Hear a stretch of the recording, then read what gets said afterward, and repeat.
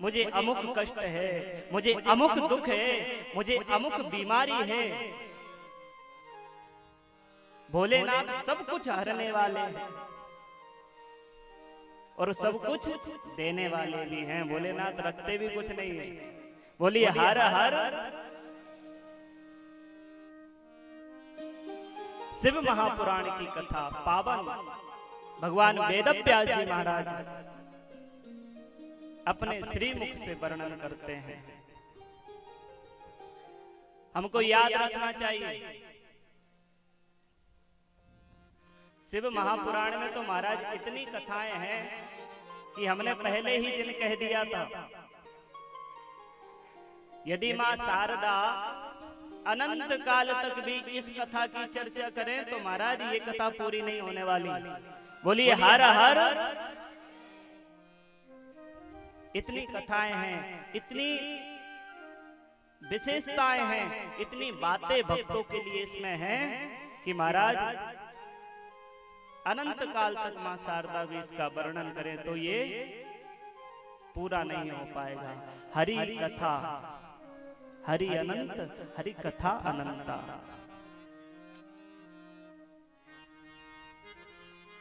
महाराज ध्यान देने योग्य बातें हैं। वेदव्यास जी भगवान वर्णन कर रहे हैं क्या कि शाम के समय हमको कौन कौन से कार्य नहीं करने चाहिए। याद रखना, सायंकाले च भोराज्यम कर्म चत्वारि वर्जयेत्, आहारम मैथुनम निद्राम स्वाध्यायम तु विशेषता। चार चीजें शाम के समय नहीं करनी चाहिए। क्यों नहीं करनी चाहिए? महाराज शाम के समय भोलेनाथ मां पार्वती के साथ इस पृथ्वी पर विचरण करते हैं। याद रखिएगा, शाम के समय भोलेनाथ मां पार्वती के साथ इस पृथ्वी पर विचरण करते हैं। क्यों करते हैं? कि जो भक्त लोग हैं उनकी महाराज जो कामनाएं हैं उनको पूर्ण करना है, उनको पूर्ण करना है। जो कष्ट हैं उनको हरना है। एक एक भक्त के घर में महादेव प्रतिदिन आते हैं। याद रखना, भूलना नहीं इस बात को। एक एक घर के जो भी भक्त महादेव के हैं, एक एक के घर पे महादेव आते हैं शाम के समय। सायंकाले च भोराज्यम कर्म चत्वारि वर्जयेत्, चार काम हमको नहीं करना चाहिए। कई माताओं को तो स्वभाव होता है कि शाम के समय ही भोजन करती हैं। बोलिए हर हर हर हर। हमको संध्या के समय आहार नहीं लेना चाहिए। शाम के समय यदि आहार लेंगे तो महाराज रोग से ग्रसित हो जाओगे। शाम के समय यदि आप आहार लेंगे तो बीमारियां तो आनी ही हैं। फिर हम कहते हैं कि हमें हमारे उदर में, हमारे पेट में पीड़ा हो रही है, हमारी कमर में पीड़ा हो रही है, हमारे पैरों में दर्द है। महाराज कहते हैं शाम के समय कभी भोजन नहीं करना चाहिए। संध्या के समय हमको भोजन नहीं करना चाहिए। आहारम मैथुनम, महाराज शाम के समय भोग विलास नहीं करना चाहिए। जो महाराज संध्या के समय भोग विलास करता है उसकी संतान दुष्ट होती है। वेदव्यास जी भगवान वर्णन कर रहे हैं, जो संध्या के समय भोग विलास करता है उसकी संतान दुष्ट होती है। ऐसा करते हैं तो हमारी संतान जिद्दी होती है, क्रोधी होती है, हमारी बात नहीं सुनती और फिर हम दुखी होते हैं। बोलिए हर हर। कितने आहार, मैथुन और निद्रा। आहारम मैथुनम निद्रा। शाम के समय हमें कभी सोना नहीं चाहिए। यदि हमको ज्वर भी है, बुखार भी है, हम बीमारी से पीड़ित भी हैं, तो हमको सोना नहीं चाहिए। जब संध्या का समय हो तो किसी कारणवश कैसे भी करके हमको उठ के बैठ जाना चाहिए। संध्या के समय हमको शयन नहीं करना चाहिए, निद्रा नहीं लेनी चाहिए। यदि आप शाम के समय सोते हैं तो आपके घर में दरिद्रता का वास होता है। आप शाम के समय सोएंगे तो आपके घर में दरिद्रता का वास होगा। शाम के समय हमको निद्रा नहीं लेनी चाहिए।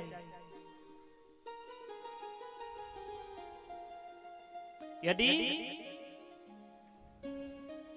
आपको अपने घर में सुख समृद्धि चाहिए तो शाम के समय हमको क्या करना चाहिए? शाम के समय हमको भगवान का भजन करना चाहिए। महाराज 10 मिनट बैठकर भगवान का नाम स्मरण करेंगे, माँ पार्वती और भोलेनाथ आकर के देखेंगे कि मेरे भक्त मेरे नाम का स्मरण कर रहे हैं, मेरे नाम का उच्चारण कर रहे हैं, तो भोलेनाथ स्वतः ही हमको सब कुछ वर दे देते हैं। ये प्रभाव है कथा का, ये प्रभाव है भजन का। हम भोलेनाथ की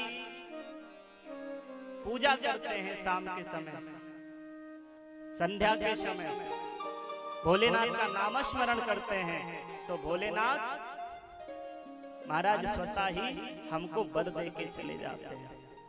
और जब भोलेनाथ आकर के देखेंगे कि शाम के समय सो रहे हो तो फिर क्या होगा? बोलिए ना, क्या होगा? फिर तो भोलेनाथ कह देते हैं अलक्ष्मी, दरिद्रता का घर में वास हो जाता है।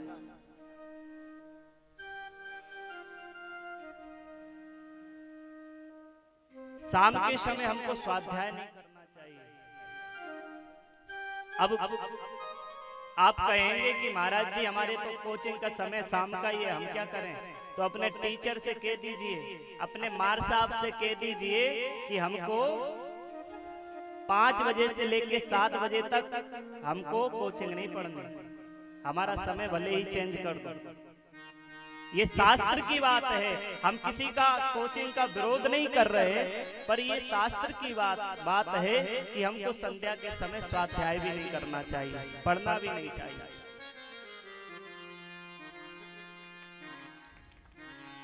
सायं काले च भोराज्यम कर्म चत्वारि वर्जयेत् आहारं मैथुनं निद्रां स्वाध्यायं तु विशेषतः। आहा, इन बातों को हमको ध्यान देना चाहिए। एक बार बोलना पड़ेगा, हर हर हर हर हर हर हर हर हर महादेव भोलेनाथ, हर हर हर महादेव।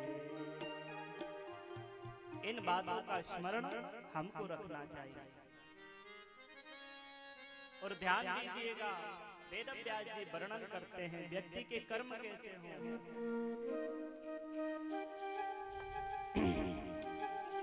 व्यक्ति को अपने कर्मों पर ध्यान देना चाहिए। व्यक्ति के यदि कर्म अच्छे हैं तो उसका जीवन भी सुंदर हो जाता है, उसका जीवन भी मधुर हो जाता है, उसका जीवन भी सुखों से भर जाता है।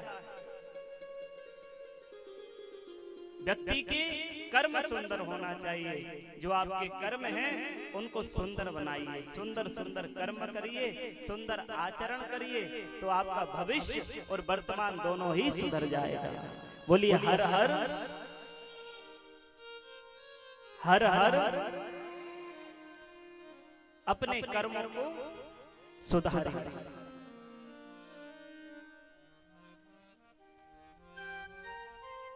महाराज हम अपने कर्म करते हैं, कर्म तो करें, पर जो हमारी संतति होती है, संतानें होती हैं, वेद व्यास जी वर्णन कर रहे हैं शिव महापुराण में, क्या कर रहे हैं कि हमारी संतानों को भी सुसंस्कार देने चाहिए। एक बार बोलना पड़ेगा हर हर। जो माताएं दलिद्र आसन में बैठी हैं वो सुख आसन में बैठ जाएं। जो ऐसे करके बैठते हैं वो दलिद्र आसन है। हाँ, ऐसे नहीं बैठना चाहिए। हमारी नजर सब पर है, कोई ये ना सोचे कि हम तो दूर बैठे, महाराज जी की दृष्टि नहीं है, सब पर दृष्टि है हमारी। महाराज वेद व्यास जी महाराज वर्णन कर रहे हैं शिव पुराण में, हमारी संतति को भी महाराज ऐसा महाराज संस्कार दीजिए कि वो आगे चल करके कुछ हमारे देश के लिए, हमारे लिए कुछ कर सके। महाराज आजकल तो लड़के पैदा करते हैं। जब महाराज संतति उत्पत्ति होती है, घर में किसी का जन्म होता है, बोले क्या हुआ? बोले लड़का हुआ। अच्छा, लड़के का अर्थ क्या है? लड़के, लड़के। जो महाराज लड़ लड़ के सब कुछ ले ले वही लड़के। बोली हर हर। जो लड़ लड़ के सब कुछ ले ले वही लड़के। हाँ, जन्म होते ही नाम रख दिया लड़के, फिर लड़ेगा तो फिर आप कहेंगे कि भैया हमारा बच्चा, हमारा लड़का लड़ता है। तो जन्म लेते ही आपने बोल दिया लड़का, फिर तो उसको लड़ना ही है। लड़के का अर्थ है लड़ लड़ के सब कुछ ले ले वही लड़के।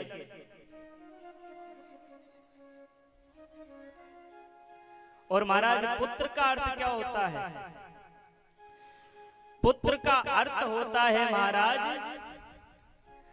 त्रायते पितृणाम। जो महाराज अपने पितरों को तार दे वही पुत्र होता है। जो हमारे वंश को तार दे वही पुत्र होता है। एक बार बोलना पड़ेगा हर हर हर हर।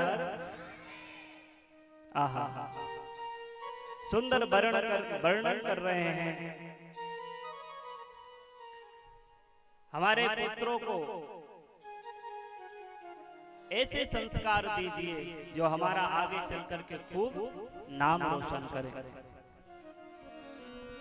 महाराज जो बचपन में संस्कार देते हैं वही आगे चल करके वृक्ष रूपी महाराज बन करके हमारा नाम रोशन करते हैं। एक छोटा पौधा होता है, उसका हम संरक्षण करते हैं तो एक दिन वही वृक्ष बन करके हमको छाया प्रदान करता है, हमको शीतलता प्रदान करता है। अपने बालकों को, अपने पुत्रों को ऐसे संस्कार दो जो हमारा खूब नाम रोशन करे और हमारे कुल को तार दे। ऐसे संस्कार हमारे बालकों को देना चाहिए। आजकल तो महाराज संस्कार ही विस्मरण हो गए। सबको 16 प्रकार के संस्कार होते हैं, उनमें से महाराज एक दो ही किसी को याद रहते होंगे।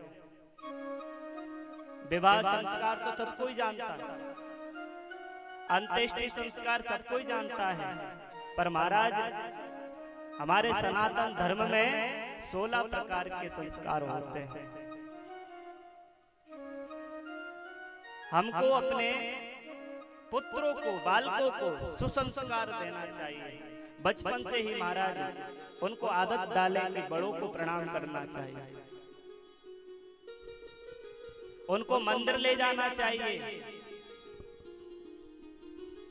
आप कहेंगे कि बच्चों को क्या आवश्यकता है भक्ति की? भक्ति तो बुढ़ापे का काम है महाराज, भक्ति बचपन से ही होती है। कितने बड़े बड़े भक्त हुए हैं जिन्होंने छोटी सी आयु में ही भगवान को प्राप्त कर लिया। भक्त प्रहलाद, भक्त ध्रुव, जिन्होंने छोटी सी ही आयु में भगवान को प्राप्त कर लिया। ऐसे ऐसे भक्त हुए। इसलिए अपने बच्चों को छोटे से ही संस्कार दीजिए। मंदिर में ले जा करके प्रणाम करेगा तो उसको आदत होगी और एक दिन वो आपको भी स्वतः ही प्रणाम करेगा। बोलिए हर हर। इसलिए अपने बच्चों को ऐसे संस्कार दीजिए जो महाराज आगे चल के आपका नाम रोशन करें।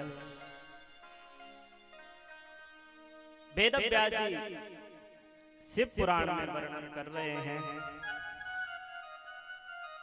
आपको हमने श्रवण कराया था चंचुला नाम की जो महाराज स्त्री हुई, जो मां पार्वती की सखी बनी। महाराज चंचुला ने इतने पाप किए थे, शिव पुराण सुन करके, शिव पुराण की कथा श्रवण करके महाराज उसने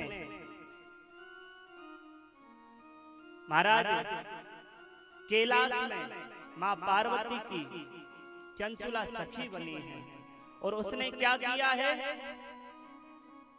महाराज, शिवलोक पाकर भी उसने अपने पति का विस्मरण नहीं किया। उसने अपने पति का विस्मरण नहीं किया। एक बार बोलेंगे हर हर। महाराज जो धर्म पत्नी होती हैं वो महाराज ऐसे ही नहीं मिल जाती। कई लोग अभिमान करते हैं कि हम इतने अच्छे हैं तो हमारा विवाह हो गया। बोली हर हर।